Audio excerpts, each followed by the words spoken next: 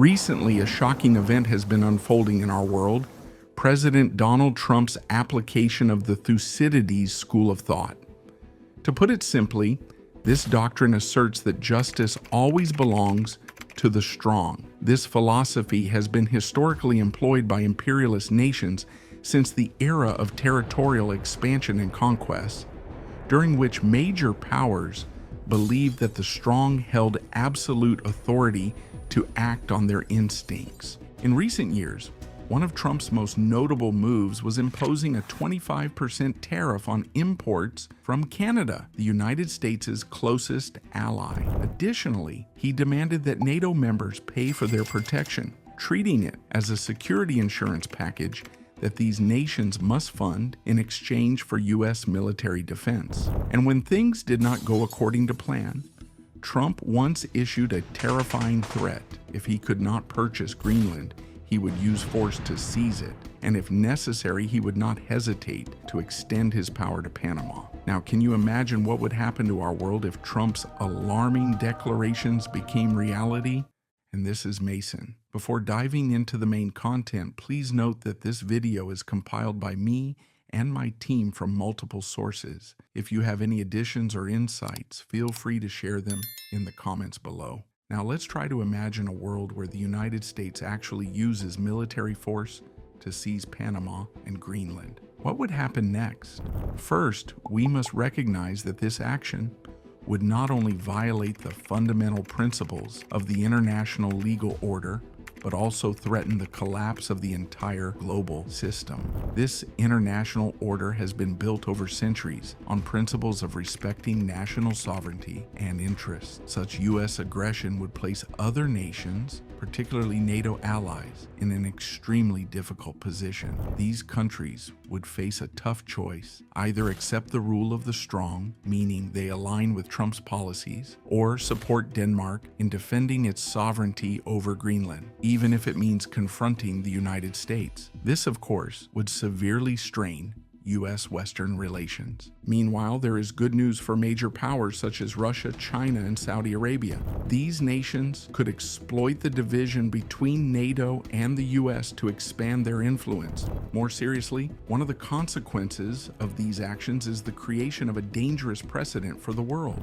Imagine living in a family with many siblings. Occasionally, you and your siblings might fight over toys. However, things always remain under control because you have an older brother who steps in to mediate, ensuring harmony within the family. But what if one day that very brother also decides to use force to take the toy he wants? Would you and your siblings still resolve conflicts peacefully, or would you follow his example? This is exactly the situation our world is facing today. If the United States can unilaterally use military force without facing consequences, other major powers will feel emboldened to act similarly. A pressing question arises: if the U.S. can behave in such a hegemonic manner, why can't Beijing launch an invasion to take over Taiwan? Or why can't Moscow seize Ukraine?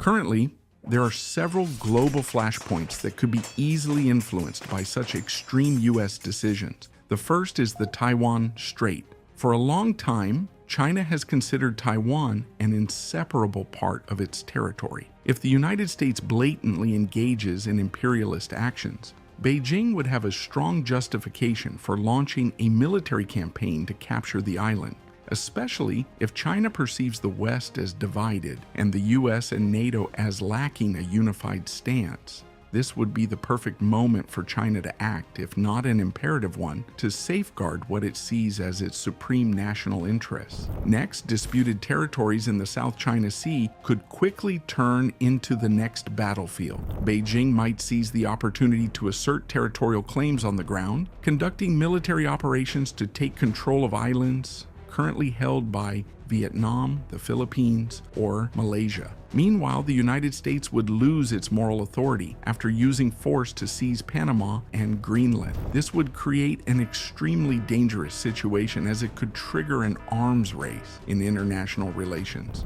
Finally, if the United States can use military force to seize foreign territory without facing any consequences, Russia will have a strong justification to escalate its campaign in Ukraine. For a long time, Putin has harbored ambitions of bringing former Soviet states back under Russian influence, and Ukraine is a crucial part of that vision. If the U.S. embraces a might makes right approach, it will set a precedent that allows Russia to expand its operations into regions such as Moldova, Georgia, or even the Baltic states. One thing becomes increasingly clear. If major powers like the US, Russia, and China continue to act this way, the world will face a chain reaction of regional conflicts. From Taiwan, the South China Sea, and Ukraine to other disputed areas, tensions could rapidly escalate into a full-scale global war. And no one can predict the consequences of such a war, as all three superpowers, America, Russia, and China, possess massive nuclear arsenals. At that point, even a minor miscalculation could lead to an irreversible catastrophe. This is why Trump's threats to seize Panama and Greenland are not merely isolated geopolitical incidents. They signal the dawn of a new world order, one where military strength dictates everything. This could mark the beginning of the decline of the current international system, or in the worst-case scenario, the start of humanity's destruction. Ultimately, we must recognize that if the world plunges into a global military confrontation, it will not be just the failure of a single nation, but the complete breakdown of the world order that has been built over centuries. The balance of power, international cooperation, and legal principles would be erased, replaced by a world where war and hostility become the sole tools of politics. In such a reality, international alliances, the protection of national interests, and respect for global commitments would lose all meaning. This would not only threaten the survival of individual nations, but pose a dire risk to human civilization itself. A world where power belongs only to those with military superiority would be one where nations clash through force rather than diplomacy, where humanitarian values, mutual understanding, and respect for one another gradually fade into oblivion. This world will not only face a major war, but also the fragmentation of alliances, the collapse of treaties, and the downfall of the global system that has existed since World War II.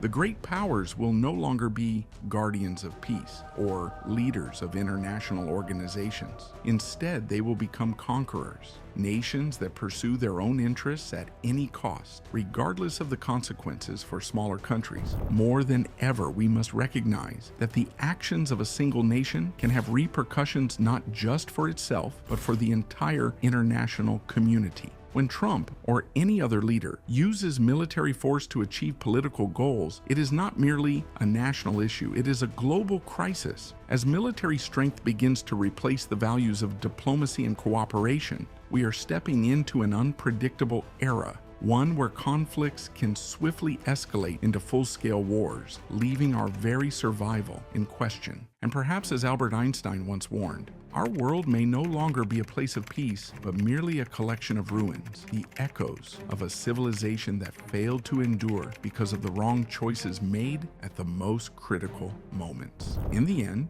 one question will remain: will there be anyone left to rebuild a brighter world? If you found this video insightful, don't forget to like, subscribe, and share to support Mason. See you in the next video.